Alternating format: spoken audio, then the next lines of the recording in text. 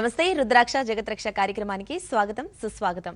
రుద్రాక్ష యొక్క విశిష్టత గురించి తెలియజేయడానికి ప్రస్తుతం మనతో పాటు ఉన్నారు ప్రముఖ రుద్రాక్ష నిపుణులు, వేద గణిత శాస్త్రవేత్త, ఎన్నో జాతీయ అంతర్జాతీయ అవార్డుల గ్రహీత డాక్టర్ జి పాండురంగారావు గారు మనతో పాటు మన స్టూడియోలో ఉన్నారు. వారితో మాట్లాడి వాటి కార్యక్రమంలో మరిన్ని చక్కని విషయాల్ని మనం తెలుసుకుందాం.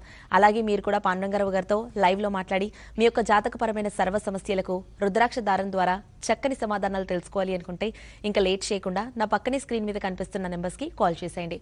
నమస్కారం పాండురంగారావు గారు. నమస్కారం. ఓం నమః శివాయ. మన కార్యక్రమాన్ని ఎప్పుడు కూడా ఒక చక్కటి కథతో స్టార్ట్ చేస్తారు. సో ఈ రోజు మాకు మా ప్రేక్షకులకు ఏ స్టోరీ తెలియజేయబోతున్నారు? వాళ్ళు కూడా చెప్దాం, మంచి కథ చెప్దాం. Sure, కథ చెప్పుకొని తప్పకుండా. వెళ్దాం. ఒక ప్రవచనాలు చెప్పే ఒక ప్రవచనకర్త మంచిగా ప్రవచనాలు చెప్తున్నారు, బాగుంది. ఆయన జనం బాగా వింటున్నారు, ఆకట్టుకుంటునే విధంగా ఆయన చెప్పగలుగుతున్నాడు, బాగుంది, మంచి పేరు వచ్చింది.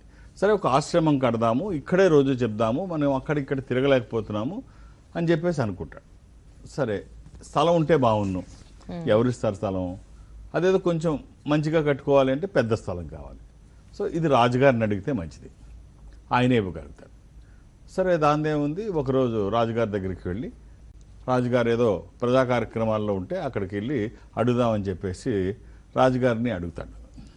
మహారాజా, ఇలాగా ఆశ్రమం కట్టుకుందాం అనుకుంటున్నాం, దాందే ఉంది, కట్టండి, మంచిది కట్టండి, బాగా కట్టండి అంటే ఆలోచిస్తున్నాడు. ఓహో, ఈయన పెద్ద ఆశ్రమానికి ప్లాన్ చేస్తున్నట్టున్నాడు అని చెప్పి, సరే ఓ పని చేయండి, అలాగే ఆలోచించడం కాదు, మీరు ఇక్కడి నుంచి బయలుదేరి నడిచి వెళ్తారో పరిగెట్టుకుంటూ ఉరుక్కుంటూ వెళ్తారో మీరు ఎలాగన్నా వెళ్ళండి.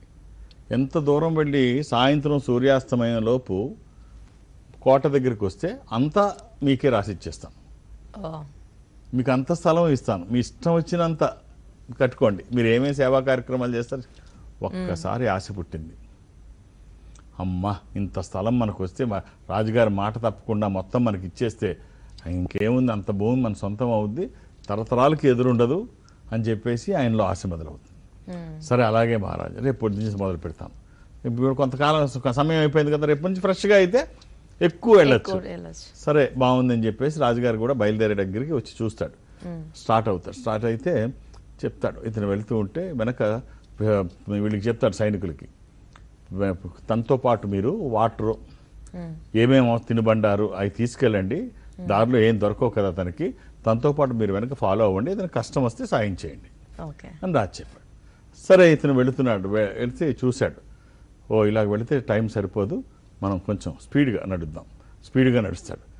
సో స్పీడ్గా నడవడం కాదు, పరిగెట్టుకొని వెళదాం ఉరుక్కుంటూ అని చెప్పి, ఎందుకంటే ఎక్కువ వస్తుంది, నడిస్తే ఏమొస్తుంది, అలా అలా పెంచుకుంటూ ఆశ పెరుగుతోంది. అలా వెళ్ళాడు.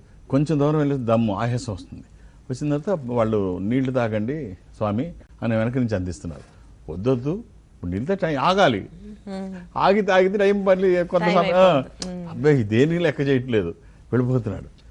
చాలా దూరం వెళ్ళి వెనక నుంచి వాళ్ళు చెప్తున్నారు, అయ్యా మనం వెనక్కి వెళ్ళలేము, సాయంత్రం అయ్యేటప్పటికి మీరు అంత దూరం వచ్చేసారు, చూసుకోండి, మరి సాయంత్రం అయ్యేలోపు మనం సూర్యాస్తమాయానికి వెళ్ళాలి అంటే, ఏం పర్వాలేదు వెళ్ళిపోతాం అని చెప్పేసి చూసుకున్నాడు. సరే, వెనక్కి వెళ్ళిపోతాం, చాలా దూరం వచ్చేసాం, మళ్ళీ లేకపోతే మొత్తం పోద్ది అని చెప్పేసి మంచినీళ్ళు తాగమంటారు, ఏదైనా తినమంటారు. ఇక మీకు స్పృహ అయిపోతుందండి, మీ దగ్గర ఏం లేదు, స్టామినా లేదు, పడిపోతారు మీరు, తీసుకోండి అంటే, ఏమొద్ది ఒక్కరోజుకి ఏమైపోతుందిలే, ఒక్కరోజు తినకపోతే, ముందు మనం కావాల్సిందని తెచ్చుకుందాం. అలాగే ఆ ఎండలో మధ్యాహ్నం పూట సాయంత్రం అయ్యే లోపు రావాలి కదా, ఆ మధ్యాహ్నం పూట ఉరుక్కుంటూ అలా పరిగెట్టుకుంటూ వస్తాడు. దగ్గరగా కోట కనబడుతుంది, ఎలాగన్నా చేరిపోవాలి అక్కడికి. కోట కనబడుతుంది. ఇక మొత్తం తనలో ఒంటిలో ఉన్న ఓపిక అంతా పెట్టి మధ్యలో ఆగిపోకూడదు, ఎట్టి పరిస్థితులు అక్కడికి వెళ్ళాలి అనే ఉద్దేశంతో మొత్తానికి అక్కడికి వెళ్ళి దాని మీద పడిపోతాడు. విజయం వచ్చేస్తుంది. సరే, అందరూ వచ్చి తన దగ్గరికి వచ్చి రెస్ట్ తీసుకున్నాడు అనుకుంటున్నారు. అలా పడుకొని స్పృహ తప్పాడు అనుకున్నారు. లేవపోయేసరికి నీళ్లు కొడతారు, లేవడు, ప్రాణం పోయింది. సో కట్ చేస్తే ఆశ అవసరం, అత్యాశ ప్రమాదం. సో ఏది అతి సర్వర్త వర్జేత్, అతిగా ఏదైనా ప్రమాదమే. ఇంకొక విషయం ఏం తెలియజేస్తుందంటే, ఉచితంగా వచ్చేది ఏది కూడా ఇలాగే ఉంటుంది. అది ప్రభుత్వాలు కావచ్చు, రాజకీయం కావచ్చు, మామూలు జీవితాలు కావచ్చు. మనం చూసాం చాలా దేశాలు, ఆఫ్రికన్ కంట్రీస్లో చాలా దేశాలు ఉచితంగా ఇచ్చి అక్కడ రూపాయి వాల్యూ పడిపోయి రోడ్ల మీద రూపాయి నోట్లు కట్టలు పెట్టి బస్తాలతోని లారీలతోని అమ్ముతుంటారు వాల్యూ లేకుండా. అలాంటి పరిస్థితి వచ్చేస్తుంది. ఆ పరిస్థితి రాకూడదు. సో కష్టపడాలి, మన కష్టానికి సంబంధించిన ప్రతిఫలాన్ని ఆశించాలి, మనమే సంపదని పెంచుకోవాలి, మనమే మన పొజిషన్ని పెంచుకునే ప్రయత్నం చేయాలి. ఇలా ఉంటే బాగుంటుంది. చాలా చక్కటి కథ తెలియజేశారు పాండురంగారావు గారు. కాలర్స్ వెయిట్ చేస్తున్నారు, చూసేద్దాము. హలో హలో, నమస్తే అండి, మీ పేరు ఎక్కడి నుంచి కాల్ చేస్తున్నారు? నా పేరు మోహన్ గంగాధర్ రాజు అండి. మోహన్ గారు, పాండురంగారావు గారితో మాట్లాడండి. ఓం నమ శివాయ. గంగాధర్ రాజు గారు సార్ నమస్తే సార్. సార్ చెప్తారా, డేట్ ఆఫ్ బర్త్ ఇస్తారా? సార్ నాది 14th July 14th July 1983. Gangadhar రాజు గారు ఏం చేస్తున్నారండి? నేను ఎలక్ట్రిసిటీ డిపార్ట్మెంట్ లో ఇంజనీర్ సార్ సార్. గురువారం పుట్టినట్టు తెలుసు కదండి. సార్ అలాగే ఇది పంచమి, శుక్లపక్షము, శుద్ధ పంచమి, ఇది కన్యా రాశి. సార్ రాజుగారు సార్ ఓ మంచి కాంబినేషన్ చెప్తాను సార్, ఆరోగ్యానికి ఆర్థిక ప్రయోజనాల కోసం ఒక మంచి కాంబినేషన్, హెల్త్ అండ్ వెల్త్. నేను చెప్తున్నాను, నిజంగా ఇది అవకాశం ఉంటే వేసుకొని చూడండి. ఇది మీ శరీరం మీదకి వచ్చిన తర్వాత ఒక రక్షణ కవచమే. 9 ముఖాలు, 11 ముఖాలు, 7, 10, 1 ఇవి 5 రుద్రాక్షలు. 9 ముఖాలు అమ్మవారి స్వరూపము, 11 ఏకాదశ రుద్ర స్వరూపము, 7 ముఖాలు లక్ష్మీ స్వరూపము, 10 ముఖాలు విష్ణు స్వరూపము, మానసిక ఒత్తిడి తగ్గడానికి ఏకముఖి రుద్ర స్వరూపము, అపమృత్యు బాధలు లేకుండా. ఎక్సలెంట్ కాంబినేషన్ మీ జాతకానికి. అవకాశం ఉంటే అంటే రుద్రాక్షలు బేస్ సంఖ్యలో వేస్తాం. అనగా ఒక రుద్రాక్ష 3, 5, 27, 54, 108 అలా ఉంటాయి. అందులో భాగంగా మీ జాతకానికి అవసరమైన 5 తెలియజేశాను. అవకాశం ఉంటే వేసుకోండి, లేకపోతే 3 వేసుకోండి, లేకపోతే 1 వేసుకోండి, అది మీ ఇష్టం. వచ్చిన తర్వాత మాత్రం బలంగా నేను ఒకటే చెప్తాను. చాలామంది అడుగుతారు, మీరు సరిగ్గా చెప్పట్లేదు రుద్రాక్షల గురించి అని. ఇంతకంటే చెప్తే బాగోదు, కానీ రుద్రాక్ష రానంత వరకు ఎలా ఉన్నారో మీకు తెలుసు, వచ్చిన తర్వాత ఎలా ఉందో మీరు చూస్తారు. సో గేమ్ చేంజరే ఖచ్చితంగా. అంత బాగుంటుంది. దైవికమైన సంపద మనతో ఉంటే, అది సరైన పద్ధతిలో సరైన రుద్రాక్ష తీసుకొని ఉంటే ఒక పాజిటివ్ వైబ్స్ ఉంటాయి. అది మనల్ని నెగిటివ్ వైపు వెళ్ళడానికి వీలు లేకుండా ఖచ్చితంగా పాజిటివ్ వైపే మనల్ని నడిపిస్తుంది. సో చిన్న చిన్న పాజిటివ్ థింగ్స్ జరిగితేనే ఎక్కడికో వెళ్ళిపోతాం. అలాగే చిన్న చిన్న నష్టాలు జరిగితే కిందకి జారిపోతాం. సో ఇంకా సింపుల్గా చెప్పాలి అంటే, రాంగ్ పాత్ మీద అడుగు వేయడమే తప్పు కాదు, రైట్ పాత్ మీద వేయలేకపోవడం కూడా తప్పే. సో చిన్న సన్నని లేయర్ ఉంటుంది, థిన్ లేయర్, సక్సెస్కి ఫెయిల్యూర్కి. మనం ఎంత చేసినా ఒక్కోసారి బూడిదలో పోసిన పన్నీర్ అయిపోతుంది.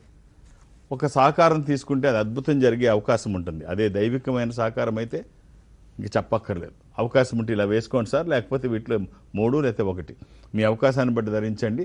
ఎలాంటి నియమాలు లేవు. 24/7 ఎప్పుడూ వేసుకోవచ్చు. All the best. మరో కాలర్ ఉన్నారండి, చూసేద్దాము. హలో హలో, నమస్తే అండి, మీ పేరు ఎక్కడి నుంచి కాల్ చేస్తున్నారు?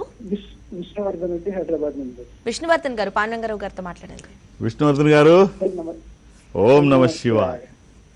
సార్ చెప్పండి. ఏం లేదు సార్, ఇది రుద్రాక్షలు ఎవరైనా వేసుకోవచ్చు. మా డేట్ ఆఫ్ బర్త్ వచ్చేసి 3/2/72. 3/2/72. మీ పేరండి? విష్ణువర్ధన్ రెడ్డి. విష్ణువర్ధన్ రెడ్డి గారు 72.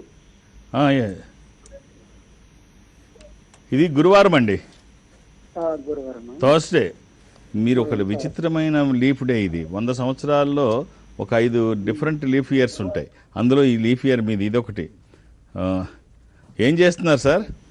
నేను బిజినెస్ చేస్తాను సార్ మామూలుగా. ఎలా ఉంది, బాగుందా?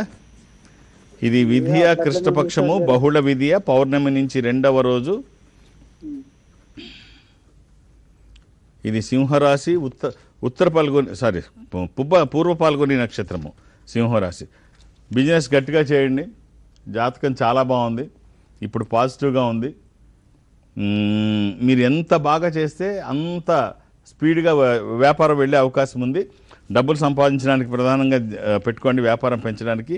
మీకు సంబంధించిన రుద్రాక్ష ఒక 2 బలమైన రుద్రాక్షలు చెప్తాను, ఏదైనా 1 వేసుకోండి. త్రయోదశముఖి కానీ ద్వాదశముఖి కానీ. త్రయోదశి అది ఇంద్ర రుద్రాక్ష, రోలింగ్ రుద్రాక్ష, కమాండింగ్ రుద్రాక్ష. అనుకున్నది సాధించడానికి, సంకల్పం సిద్ధించడానికి, కోర్కెల సాఫల్యం కోసం జాతకపరంగా అవసరమైంది కూడా త్రయోదశి. అది కుదరకపోతే ద్వాదశి, సూర్యస్వరూపం. అవకాశం ఉంటే వేసుకొని చూడండి. మీ ఎదుగుదలకి ఈ దైవికమైన సంపద ఖచ్చితంగా ఉపయోగపడుతుంది.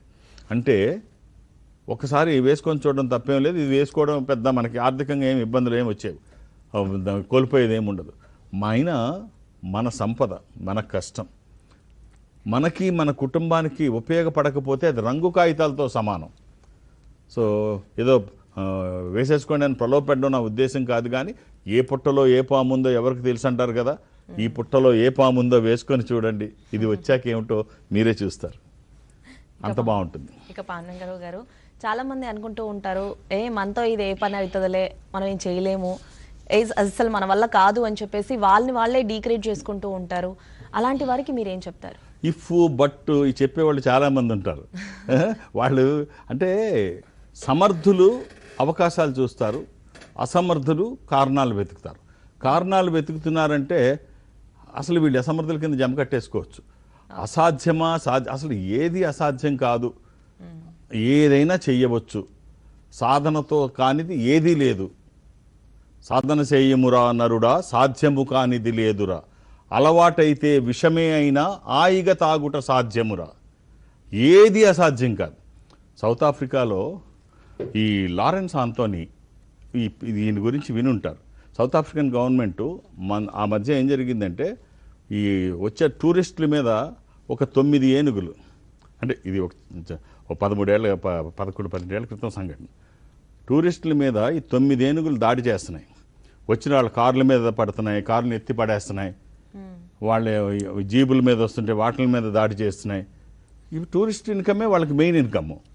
సో ఇది చేస్తున్నాయని చెప్పేసి వాటిని చంపేయమని, షూట్ చేసేయమని ఆర్డర్ ఇచ్చింది గవర్నమెంట్. ఆఫ్రికన్ గవర్నమెంట్ వీటిని షూట్ చేసామంటే అప్పుడు అలా షూట్ చేయొద్దు అని చెప్పేసి ఈ లారెన్స్ ఆంటోనీ గవర్నమెంట్కి అర్జెంటుగా ఒక ఇది పెట్టుకున్నాడు, కోర్టులో ఒక అర్జీ పెట్టుకున్నాడు. నాకు అర్జెంటుగా వాటిని ఏం చెయ్యొద్దు, నాకు కొంచెం సమయం ఇవ్వండి, ఒక్క ప్రాణం పోకుండా, ఒక్క ఆస్తి, ఇప్పుడు ప్రాణం పోలేదు, ఒక్క చిన్న ఆస్తి నష్టం కాకుండా, అవి ఏమి ఎవరి జోలికి వెళ్లకుండా నేను చూస్తాను, నాకు అవకాశం ఇవ్వండి అంటే సరే గవర్నమెంట్ అవకాశం ఇస్తుంది. ఈ లారెన్స్ ఆంటోనీ వాటి దగ్గరికి వెళ్ళి, అంత బేబసం చేస్తున్న వాటి దగ్గరికి వెళ్ళి నిదానంగా అలవాటు చేసుకొని కొంచెం వాటికి అడ్డం నిలబడి వాటి చేసి వాటికి ఏం కావాలో చూసి నిదానంగా ప్రేమగా వాటితో ఉంటూ ఈ 9 ఏనుగులను మచ్చిక చేసుకున్నాడు. ఆ తర్వాత తనకు అప్పచెప్పిన తర్వాత ఇలాంటి చిన్న సంఘటన కూడా జరగలేదు.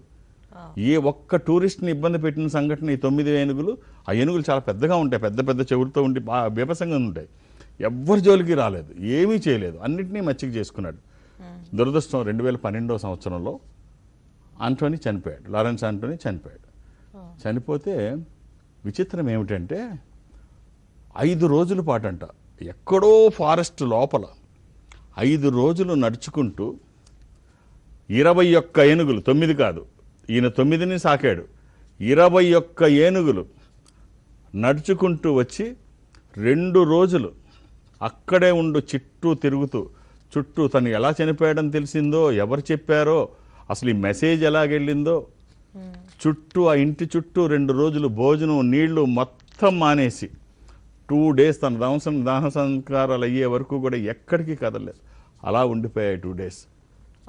అసలు ఎంత అంటే వాటి ప్రేమనాలా, లేకపోతే మచ్చిక చేసుకుంటే ఏది అసాధ్యమనాలా, అసలు సాధ్యం కానిది ఏది లేదని చెప్పాలా? కొంత ప్రేమ చూపిస్తే ఇంత ఆప్యాయత చూపించడం, ఇంత ప్రేమ చూపించడం మనుషులకు కూడా ఎవరికి సాధ్యం కాదంటే అతిశయక్తి కాదేమో. సో అంత అడవిలో ఉండేటువంటి క్రూరంగా బిహేవ్ చేసేటువంటి ఒక మదమెక్కిన గజాల్ని ఒక్క వ్యక్తి అన్నిటినీ కంట్రోల్ చేస్తూ తన చుట్టూ తిప్పుకొని లాలం చేసుకున్నాడంటే మనం నాతో ఇది కాదేమో అది కాదేమో వాళ్ళని ఏమనాలి? మనం ఏమనాలి? అసాధ్యమేం కాదు. మన సంకల్పం బలంగా ఉంటే కొండైనా చిన్నదే. నువ్వు నిజంగా చెయ్యాలనుకుంటే ప్రకృతి పరమేశ్వరుడు కూడా నీకు సహకరిస్తాడు. నువ్వు ఎగ్గొట్టాలంటే ఎవడు ఏం చేయలేడు. నిజమే. ఓకే అండి, మరో కాలర్ ఉన్నారు, చూస్తాము. హలో, విజయ్ కుమార్ అండి నా పేరు. నమస్తే అండి, పాండురంగారావు గారితో మాట్లాడండి. సార్ నమస్తే. ఓం నమ శివ, ఎలా ఉన్నారండి? సార్ బాగున్నాం సార్. సార్ నేను చెప్పండి. 8/9/1960 పుట్టినాను సార్. 8/9/1960 సార్. 60 సార్. ఉదయం 6:53 సార్. ఏం చేస్తున్నారండి? నేను దస్తావేజీ లేఖరిగా ఉన్నాను సార్. నేను గురువారం పుట్టినట్టు తెలుసు కదా సార్? అవును సార్, కరెక్టే సార్. పిల్లలు ఎంతమంది అండి? సార్ ఇద్దరు కొడుకు సార్. అంతా స్థిరపడిపోయారు కదా. స్థిరపడిపోయారు సార్. విధియ కృష్ణపక్షము బహుళ విధియ, ఇది మేషరాశి. బాగుందండి మీ జాతకం కూడా. మంచి సార్ నాకు అయ్యేది మీనం దాటి మేషంలో చూశాను, పర్లేదు. అంటే పొద్దున పుట్టుంటారు మీరు, మార్నింగ్ 6:53 సార్, ఉదయం 6:53. అది అర్థమైంది. నేను అది దాటి మేషం చూశారు, మీరు ఇంకా మేనంలో ఉన్నారు. పర్వాలేదు. అంటే ఒక్కొక్క పంచాంగం ఒక్కో రకంగా ఉంటుంది. కొన్ని నిమిషాలు, నథింగ్ రాంగ్. అలా అని ఇది తప్పు కాదు, అది తప్పు కాదు, క్యాలిక్యులేషన్ ఏదైనా ఒకటే. సో బాగుందండి జాతకం అయితే ఫస్ట్ క్లాస్. నేను ఒక చిన్న కాంబినేషన్ మీకు చెప్తాను. 11 ముఖాలు 7 ముఖాలు ఏకముఖి. హెల్త్ అండ్ వెల్త్ అండి, చాలా చిన్నది. బట్ ఇది మీ శరీరం మీదకి వస్తే ఆ వైబ్రేషను మీరు ఫీల్ అవుతారు. ఇది సరైన రుద్రాక్షలు సరైన పద్ధతిలో వేస్తే ఆ వైబ్రేషన్ అది వచ్చిన తర్వాత మీరు ఫీల్ అవుతారు. మీ మీద మీకు నమ్మకం కలగడం, ఇంతకు ముందు లేని ఒక అనుభూతికి మీరు చెందడం, ఈజీగా ఏ పనైనా చేయాలన్న ఆలోచనలు రావడం, ఆ పని వైపు ప్రయత్నాలు చేస్తే అవి ఫలితాలు అనుకూలంగా రావడం. అంటే ఒక దైవికమైన సంపద మన దగ్గర ఉంటే ఇలాగే ఉంటుంది, ఇలాగే ఉంటుంది. ఒక్కోసారి ఏమవుతుందంటే అన్నీ మనకు అనుకూలంగా ఉన్నా ఎక్కడో చిరాకు వచ్చి చేయాల్సిన పనులు కూడా చేయలేం. ఆ ఫలితాలు రివర్స్లో వస్తుంటాయి. సో అలా కాకుండా ఇందాక అనుకున్నాం, సక్సెస్కి ఫెయిల్యూర్కి థిన్ లేన్ ఉంటుంది. అది క్రాస్ చేయగలిగిన వాళ్ళు గొప్పవాళ్ళు. ఒక్కొక్కసారి మళ్ళీ మనకు ఆ క్రాస్ చేసే అవకాశం కూడా రాకపోవచ్చు. ఇవి అవకాశం ఉంటే వేసుకొని చూడండి. 11, 7, 1 ఈ 3 వేసుకోగలిగితే ఒక అద్భుతం అండి. కుదరకపోతే ఒక్కటే వేసుకోండి. అలా అని ఏది పడితే అది వెయ్యకండి.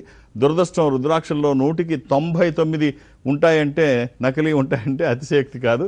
ఒక్కటైనా మంచిది వేయండి. ఆన్లైన్ జోలికి వెళ్ళకండి. వాళ్ళు ఏం పంపిస్తారో అది అందులో ఉన్న రేట్లు చూసి నిజం అనుకోకండి. అదంతా ఇప్పుడు అమెజాన్లో చూస్తే ఖరీదైన రుద్రాక్షలు కూడా వందల్లో వేలల్లో చూపిస్తున్నారు. అంటే జనరల్గా అందరూ వేసుకునేవి. కొన్ని బాగా ఖరీదైనవి కూడా బాగా తక్కువలో ఇవన్నీ కరెక్ట్ కాదు. అలాంటి వాటి జోలికి వెళ్ళకండి. అలా ఉండదు రుద్రాక్ష అనేది.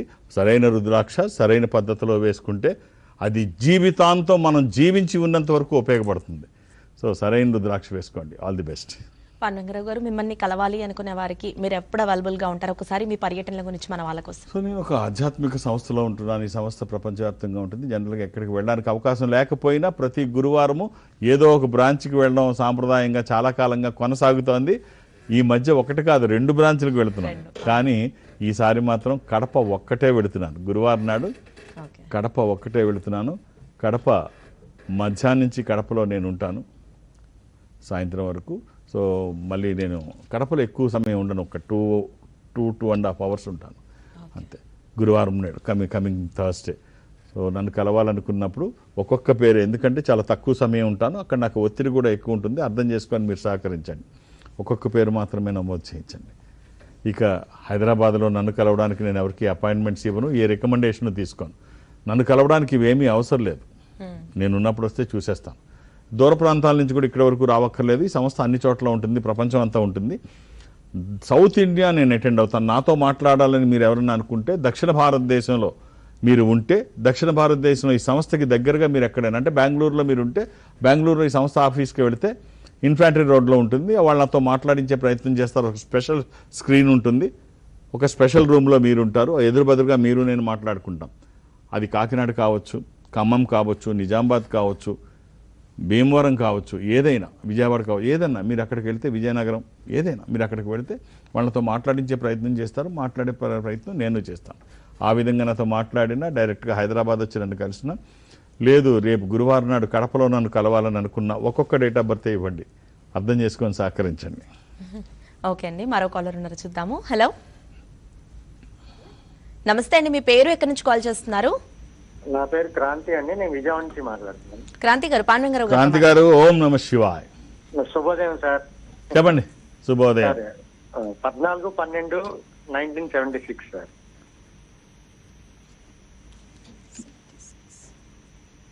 హలో, చూస్తాం, ఒక్క నిమిషం అండి. మంగళవారం పుట్టినట్టు తెలుసు కదా క్రాంతి గారు? అవునండి, అవునండి. రాత్రి 11:40 సార్. ఏం చేస్తున్నారండి? నేను ఆడిటర్ దగ్గర చేస్తున్నాను సార్. ఇది సప్తమి కృష్ణపక్షము, బహుళ సప్తమి. ఎడ్యుకేషన్ బ్యాక్గ్రౌండ్ ఏంటండి అసలు? ఎడ్యుకేషన్ పెద్దలేదు సార్.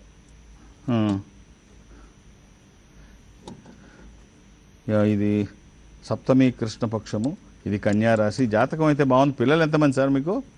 2 బాబులండి. ఒక చిన్న కాంబినేషన్ చెప్తాను క్రాంతి గారు, అవకాశం ఉంటే ధరించి చూడండి.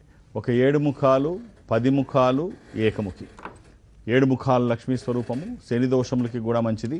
దశముఖి విష్ణు స్వరూపము, మానసిక ఒత్తిళ్లు తగ్గడానికి, వాస్తు దోషములు పోవడానికి ఏకముఖి రుద్రస్వరూపము, అపమృత్యు బాధలు లేకుండా.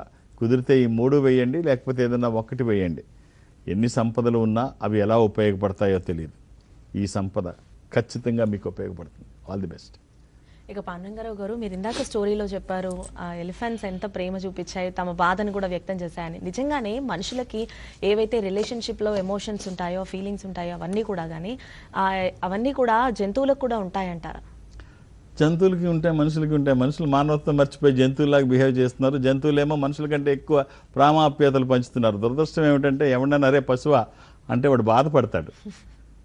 సింహం అనగానే పొంగిపోతాడు. సింహం కూడా పశువు అని వాడికి తెలియదు. 2 ఒకటి. సో ఆ టైపులో మనుషులు ఉంటున్నారు. ఏదైనా ఒకటే, పశువు అన్నా ఒకటే, సింహం అయిన జంతువే. కానీ ఇలా అంటే బాధపడతాడు, అలా అంటే పొంగిపోతాడు సింహంతో పోలిస్తే. సో రిలేషన్స్ ఇక్కడైనా ఉంటాయి, అక్కడైనా ఉంటాయి. భగవంతుడి సృష్టిలో ఏది వ్యతిరేకత కాదు. మనం వాటిని నిర్లక్ష్యం చేస్తున్నాం. అంటే మనం రిలేషన్స్ వదిలేస్తున్నాము, మర్చిపోతున్నాం, నిర్లక్ష్యం చేస్తున్నాం. ఈ వేగవంతమైన జీవితంలో ఒంటరిగా ఉండే ప్రయత్నం ఎక్కువ చేస్తుంది. దానికి కారణాలు ఏమన్నా కావచ్చు.